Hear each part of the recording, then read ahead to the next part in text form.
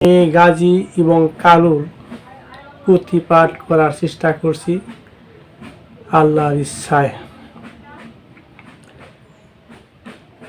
আরে কুপা দেশে বাস করে কত পরিগণ, তার মধ্যে ছয় পরীর প্রথম জৈবন। লাল পরি, নীল পরি, আরো সবুজ পরি, চান পরি, সোনা পরি, আরো ছোট্ট নুরি। হাই আরে এই ছয় পরিল সাথে সাথে, ক্ষুধার সংসার দেখে বেজিয়া হে রথে। অনেক নগর তারা ভ্রমণ করিয়া, আসিলেন সোনাপুরে রথ চালাইয়া। দেখিতে নতুন পরি যত পরিগণ, নামাইয়া দিল তারা চলিল তখন।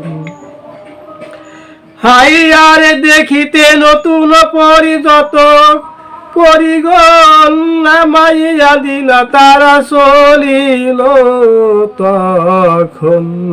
বিচিত্র নগর দেখে গড় সারি সারিয়ে, যেমন লঙ্কাতে ছিল বানরের পুরী।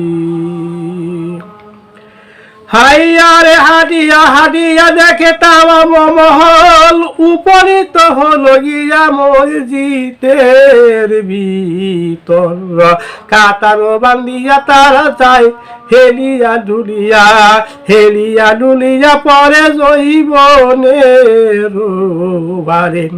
শুয়াইয়াছে দুই বাই পালঙ্গের উপরে, রূপেতে হইয়াছে আলো জিনিস ধরে।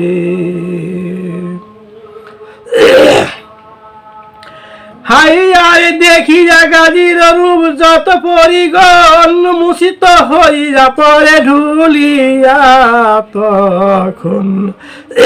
চেতন হইয়া তারা কতক্ষণ পরে, চাহিয়া গাজীর দেখে লাগে কহিবারে। এমন সুন্দর রূপ মানুষের রঙ্গেতে, পরিগণ তুচ্ছ মোরা তাহার কাছেতে। হেন সময় এক পরি ধরিয়া অঞ্চল, কহিতে লাগিল অতি হইয়া সঞ্চল। লাগিয়াছে রূপের বান অন্তরে আমার, মনে লয় দাসী হয়ে থাকি জীবন ভর। আর পরি বলে বন পরশোনা যায়, আহা মরি মরি তোর মর মনে চায়। আর পরি বলে আমি জাতি কুল দিয়া, সে বিবসর আর নিজে অন্ন খাওয়াইয়া। এই রূপে সকলেতে হইয়া উমাদিনী, কহিতে লাগিল এর নিজে অন্ন খায়া।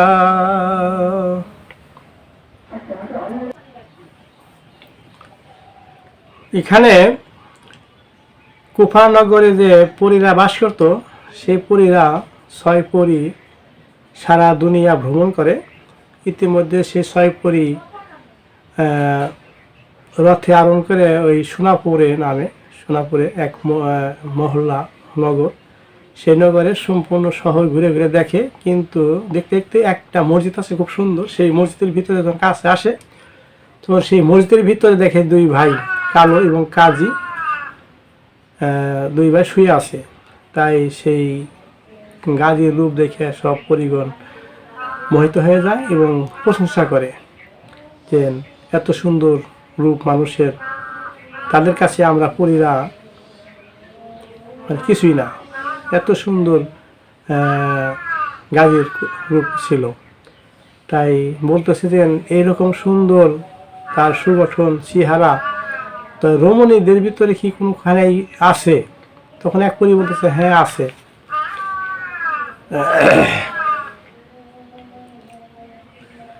হাই আরে কহিতে লাগিল জগ প্রাণের ভগিনী, দেখিয়া গাজীর রূপ প্রাণর দিদারে।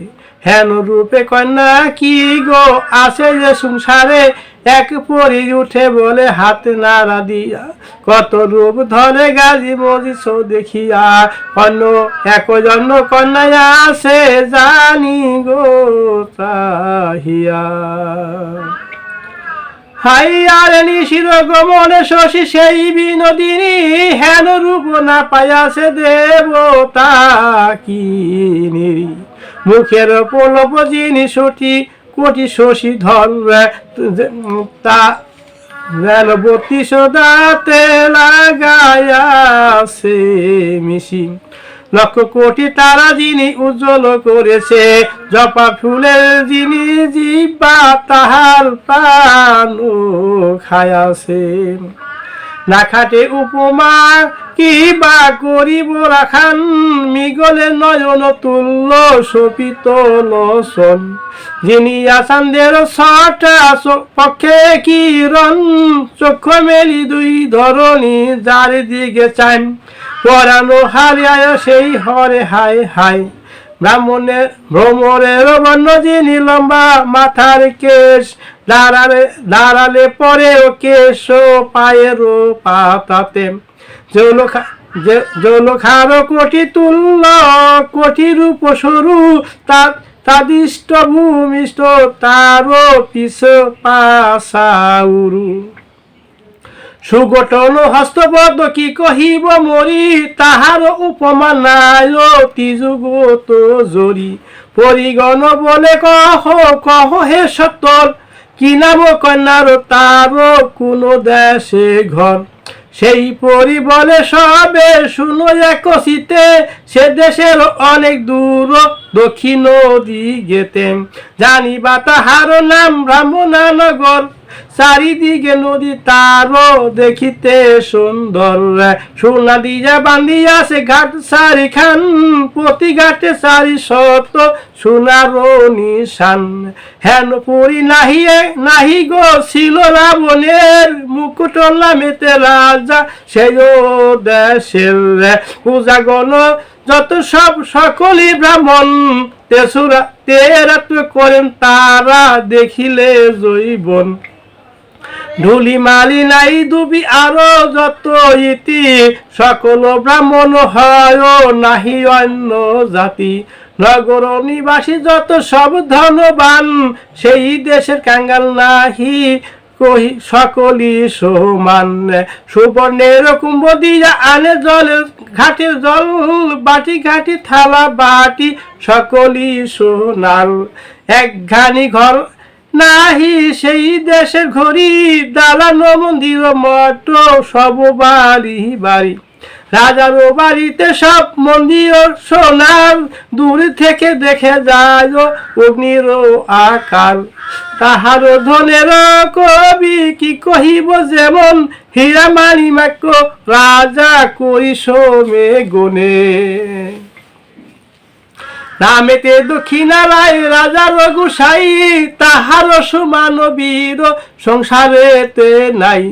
4টা মহিষ আর চাউল 5 মন, প্রতি সন্ধ্যাকালে সে করে নবক্ষণ। মহাসুখে আছে রাজা ব্রাহ্মণ নগরে, 7 বধূ 7 পুত্র 7 শালা ঘরে। দাসী যত আছে সংখ্যা নাহি তার, নীলাবতী নামে সতী মহিষ রাজার। তার কন্যা চম্পাবতী রূপের সাগর, ভুবন বিজয় রূপ চাম্পার অঙ্গর। আকাশের দিকে যদি চম্পাবতী চায়, লজ্জা ভঙ্গ দিয়া রবি নিশীতে লুকায়। বাপের দুলালি কন্যা মায়ের পরাণী, 7 ভাই সকলের কনিষ্ঠ ভগিনী। বাপে ভাই সবে রাখে কোলে কোলে, মাতা তার অন্ন দাতা সদা দেয় তুলে। বাপ ভাই বিনে আর পুরুষকে মন, চোখ মেলে চাম্পা না দেখে কখন। সুবর্ণের মন্দির আছে রত্ন সিংহাসনে, একা একা কন্যা থাকে প্রভুর বদনে। গোলাপির পান খিলি শুয়ে শুয়ে খায়, দর্পণেতে মুখ দেখে দেখে হে সহদায়। 12 বছর হয় বয়স তাহার, দাসী দাসী নাহি রাখে কাছে আপনার। মন্দিরের চারিদিকে 300 প্রহরী, দিবারাত্র পাহারা দেয় সকলেতে বেরি। কহিলাম আদি যন্ত সব বিবরণ, মনে লয় দেখো গিয়া সেই তা কেমন। পরিগণ বলে তাহা বিশ্বাস না হয়, শশকে দেখিলে নাহি করিব প্রত্যয়। এক পরি বলে শোনো মোর কথা শোনো, কাজকে লইয়া এইভাবে যাই চলি সেথা। লাগিয়ে গাজির জঙ্গ চাম্পার জঙ্গেতে, কার বেশি কার কম দেখিব চোখেতে। এই যুক্ত সাব্যস্ত করি যত পরিগণ, মসজিদের মাঝে গেল চলিল তখন। 2 পালঙ্গেতে শুয়ে আছে দুই ভাই, নিদ্রায় মোহিত আছে কেহ যায় গে নাই। হেন সমে পরি সব পালঙ্গ ঘুরাইয়া, ধরিয়া বাহির করল দিল আকাশেতে উড়া।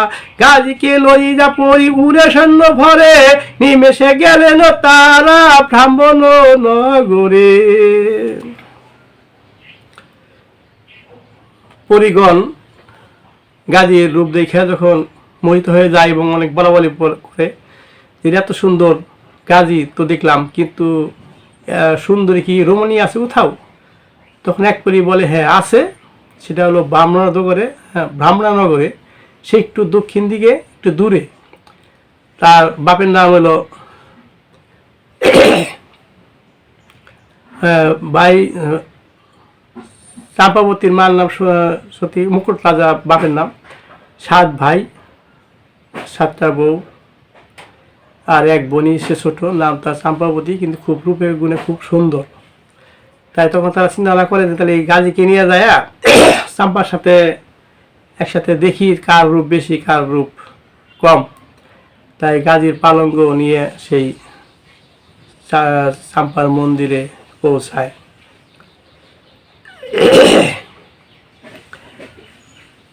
হাইয়া রে গাজীকে লইয়া পরি উড়ে শূন্য ভরে, নিমেষে গেলেন তারা ব্রাহ্মণ নগরে। দেখে প্রহরীরা সব আসিয়েন শুইয়া, মৃত্যুর আকার হইয়া সব রহেছে পড়িয়া। হেন সমে পরি সব খসাইয়া দ্বার, আসিল গাজীকে লইয়া মন্দিরে চাম্পার। শুয়ে আছে চাম্পাবতী পালঙ্গের উপরে, শোনো বলি সব পরি কোন কাজ করে। লাগাইয়া গাজীর পালং চাম্পার ডাহিনে, রাখিলেন মিলাইয়া পরম যতনে। 2 পালঙ্গের নিচে 2 ঠিক দিল, মধ্যখানে 2 জনে একত্র করিল। তারপরে পরিগণ দূরে কিছু গিয়া, দেখেন দুহার রূপ নয়ন ভরিয়া। দেখিয়া হইল পরি উন্মাত লক্ষণ, গালে হাত দিয়া সবে কহেন তখন। একই রূপ জপ রূপ আহা মরি মরি, যেমন সুন্দর গাজী তেমন সুন্দরী। এক রঙে বহিয়াছে 2 বাঘ হইয়া, কেমনে গড়িল বিধি এমন করিয়া। এক তিল কম বেশি নাহি দেখা যায়, গঠন গড়ন ধন্য কারিগরি তার। যদি গো সাহেব গাজী রমণী হইত, বদল করিলে কেহ নাহি চিনিত। এক পরি বলে যদি এদের হইতো বিয়া, আনন্দের সাগরে তবে রহিত ডুবিয়া। হেন রূপ দিছে বিধাতা করেছে সৃজন, ভিন্ন জাতি 2 জনে না হবে মিলন। এই সব আলোচনা করে পরিগণ, নগর দেখিতে তারা করিল গমন। ব্রাহ্মণ নগরে তারা ভ্রমণ করিয়া, রাজার বাগান শেষে গেলেন চলিয়া। ফুটিয়া সেই উদ্যানে নানা মত জাতি ফুল, কদম বেতিকা বেলা মল্লিকা বকুল। জাতি ফুল সুবনে, গোলাপ কামিনী চাম্পা সেউ রঙ্গনে। পাখিয়া রহিছে কত আরো জাতি ফল, পুস্তক বাড়িয়া যায় লেখিলে সকল। এই সব ফল ফুল সব দেখে পরিগণ গাছে গাছে আরো হিয়া করে হে বক্ষণ। চাম্পার মন্দিরে গাছ গেল পরশিয়া, এখানেতে কিবা হইল শোনো মন দিয়া। গাজী আর চাম্পাবতী দুই পালঙ্গেতে, কেহ নাহি যাকে দুনো আছে নিদ্রাতে। কালু ভাই বলে গাছ দিল গাউ মোরা, চাম্পার বুকেতে হাত অমনি পড়িল। পুরুষের হাত যদি লাগিতে অঙ্গে, জাগিয়া উঠিল বালা কাঁপিতে কাঁপিতে। বুকেতে এমন স্বর দহনে আনিল, যেমন মৃত্তিকার মধ্যে ঘি পড়ে গেল। মনে মনে বলে কন্যা এসে কোন দাসী, চাতুরি করেছে বুঝি মোর কাছে বসি। দাসী হেন জ্ঞান রমা মনেতে করিয়া, বিবস্ত হইয়া ওঠে খাড়া হাতে লিয়া। দাঁড়াইয়া চাম্পাবতী চক্ষু মেলে হেরে, কোটি শশী যিনি ঝলমল করে। আজকে দেখিয়া চাম্পা মুসিত হইল, উলঙ্গিনী পালঙ্গেতে পড়িয়া ঢলিল। তো কতক্ষণ পরে বালা চৈতন্য হইয়া, ধীরে ধীরে পড়েন তারও আপন বসন। পরে সতী চাম্পাবতী পালঙ্গে বসিয়া, দেখেন গাজীর রূপ শশকে চাহিয়া। ক্ষণে দেখে ক্ষণে ক্ষণে দেখে মুখ আর, ক্ষণে ক্ষণে হস্ত পদ ক্ষণে দেখে মুখ তার। লক্ষ কোটি চন্দ্র যিনি তার মুখে খান, ছটফট করে কন্যা হারাইয়া জ্ঞান। চাপা বলে কি রূপ আহা আহা মরি, একেবারে প্রাণ মরণি করে নিল চুরি। হইয়া চঞ্চল চিত্ত ধৈর্য নাহি হায়, নিঃশ্বাস ছাড়িয়া ধ্বনি ভরিয়া হৃদয়। মন্ত্রণা করলো এই সাপে সাথে আপনার, জাগাইয়া জিজ্ঞাস করি একবার। কি নাম তাহার হয় কোন দেশে ঘর, কেমন আসিল চোর মন্দিরে আমার। যেমন পতঙ্গ গিয়া পুরে আগুনেতে, সেই মতো কন্যা নাহি পারিল থাকিতে। আপন পালঙ্গ হতে তখনই উঠিয়া, গাজীর পালঙ্গের মধ্যে বসিলেন গিয়া।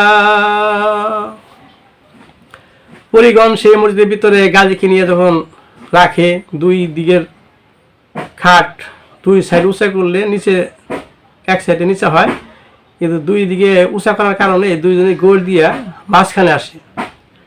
মাঝখানে আসার পরে তখন তারা ওই সব রূপ দেখে, গাজীর রূপ এবং চাম্পার রূপ। আর বলা বলি করে যদি দুজনে মেয়ে হইতো তাহলে আমরা কাকে নিতাম, আমরা নিজেই ঠিক পাইতাম না বা কেউ ঠিক পাইতো না, এত সুন্দর রূপ। তো সেই মসজিদে রাইখে অনেক কথাবার্তা বলে তো এলো নগর দেখবার জন্য। নগরে যায়, রাজার মুকুট রাজার শহর দেখে এবং বাগানে বাগানে ঘুরে ফুল টুল অনেক কিছু দেখে, ফল টুল অনেক দেখে। এবং পরীরা সবাই সেই ফুল বাগানে বা ফলের গাছে দুলে দুলে তারা ফলগুলো খায়, আহরণ করে।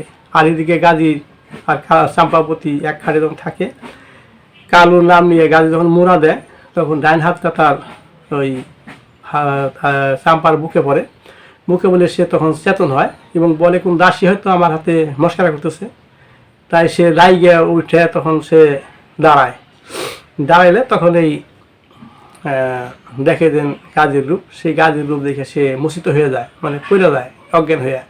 খানিক পরে আবার জ্ঞান ফিরে তখন চাকায় দেখে এবং অনেক হাত পাও মুখ সব কিছুই দেখে। কিন্তু পরে সে নিজের সাথে নিজেই চিন্তা না করে দেন তাহলে কী করি, জিজ্ঞাসা করি জাগাইয়া যে তার বাড়ি কোথায়, কী নাম, কোন দেশ থেকে, কিভাবে আমার মন্দিরে আসলো, সেই কথা জানানোর জন্যে সেই গাজীকে জাগায়।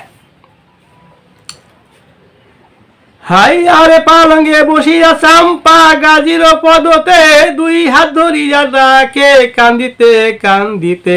ওঠো ওঠো মনসুরা কত নিদ্রা যাও, অবাগিনী চাম্পা ডাকে সুখ মেলে চাও। আহারে দারুণ সরকে মনে আসিলে, নাহিকো হেরিলে তোর হেরিবে সহকালে। কেন বা আসিলে হেতা কাঠাইতে মাথা, জানো না মুকুটু রাজা হয় মোর পিতা। দেখিলে এমন তোর ফেলিবে কাটিয়া, আহারে দারুণ সর দেখো নয়ন মিলিয়া। এই রূপে চম্পাবতী ডাকে কোন মতে আব্দুল রহিম কয় কবিতার গীতে। হাইয়ার শুনিয়া চম্পার ডাক গাজী জিন্দা পীর উঠিল নিদ্রা হইতে হইয়া অস্থির। বিমুখে চম্পাবতী আছে কাছেতে বসিয়া জ্বলিতেছে রূপ তার লক্ষ কোটি শশী। হঠাৎ চম্পার রূপ নয়নে হেরিয়া মোষিত হইয়া গাজী পড়িল ঢলিয়া। হেন কালে চম্পাবতী মুখে জল দিয়া পরে জেনে কোমল হাতে বুকেতে লাগাইয়া। তবে তো গাজীর চক্ষু মেলিয়া উঠিল মনে মনে ধন্দ লাগে কন্যাকে দেখিয়া। চারিদিকে সে দেখে নেই কালু ভাই সে আর সেই মসজিদ তারও চোখে দেখে নাই। অস্থির হইয়া গাজী ভাবে অন্তরে কেমনে আসিলাম আমি এই মন্দিরে। দেখিয়া কন্যার রূপ না পারে থাকিতে কেবা মোরে এইখানে আনিল কে মনে। হেঁটে শিরে সাহা গাজী ভাবে মনে মনে হেন কালে কহে কন্যা মধুর বছরে। কেমনে আসিলে চোর মন্দিরে আমার ধন্যরে দারুণ চোরা সাহস তোমার। এত প্রহরীগণ কেমনে এড়ালে কারো চোখে তুমি তারও ধরা না পড়িলে। মরিতে আসিলে চোর রক্ষা নাহি তোর জানো না মুকুট রাজা পিতা হয় মোর।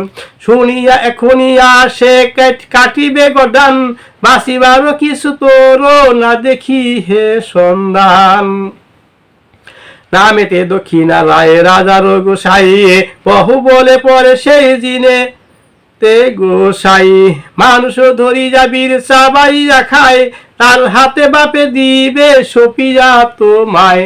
ব্রাহ্মণ নগরে এই শোনো বিবরণ এই দেশের পূজাগণ সকলই ব্রাহ্মণ। জাতি জাতি দেশে রাজ্য নাহি দেয় কেহ ঠাই জৈবন পাইলে খায় দক্ষিণা গোসাই। শোনো চোর বলি শোনো শোনো সমাচার লীলাবতী নামে সতী জননী আমার। সাথে বাইশ জ্যৈষ্ঠ মোর বলবান জ্যোতি সংসারের কনিষ্ঠ আমি নামে চম্পাবতী। বাপ ভাই বিনে আর পুরুষ কেমন চোখ মেলেছে আমি না দেখেছি কখন।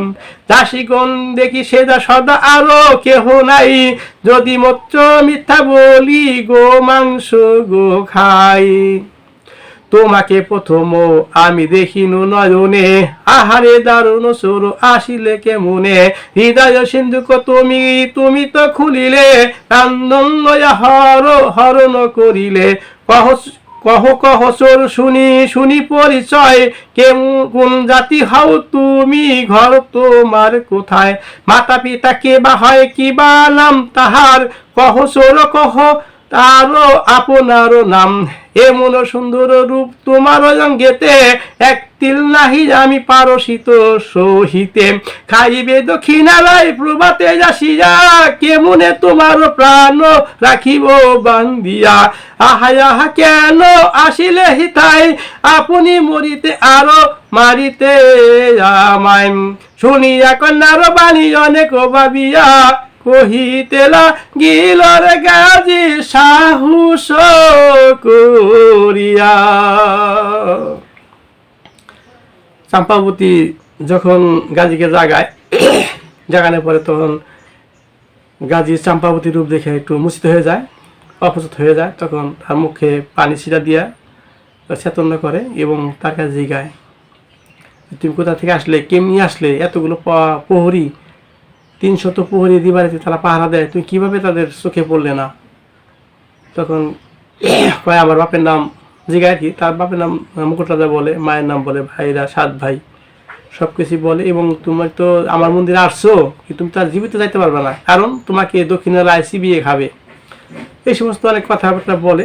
তখন গাজী সাহসকে তার সাথে এই কথা বলার চেষ্টা করে যে